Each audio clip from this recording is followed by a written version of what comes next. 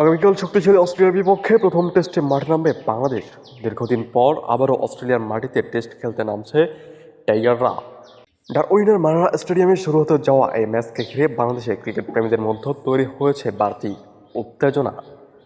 তবে অস্ট্রেলিয়ার বিপক্ষে মাঠে নামার আগে বাংলাদেশ শিবিরে রয়েছে কিছুটা দুশ্চিন্তাও বটে।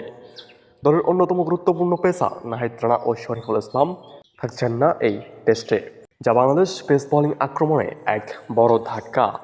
বিশেষ করে অস্ট্রেলিয়ার কন্ডিশনে নাহিদ রানার মতো একজন গতিময় পেসারের অভাব ভোগাতে পারে বাংলাদেশকে।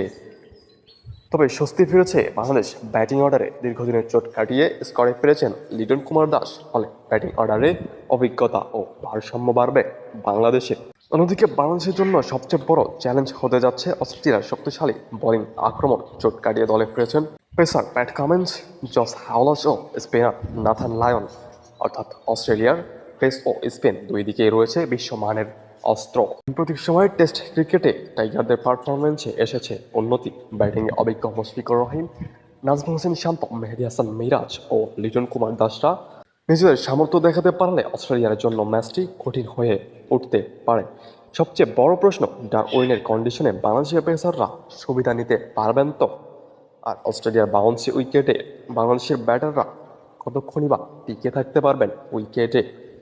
সব মিলিয়ে একদিকে ঘরের মাঠে সুবিধা ও শক্তিশালী স্কট নিয়ে অস্ট্রেলিয়া, অন্যদিকে চ্যালেঞ্জ নিতে প্রস্তুত বাংলাদেশ। বাংলাদেশ কি পারবে অস্ট্রেলিয়ার মাটিতে ইতিহাস গড়তে, নাকি অস্ট্রেলিয়াই তুলে নেবে প্রথম টেস্টের জয়? আপিল মাহমুদ, বিডি, রিয়াদ স্পোর্টস।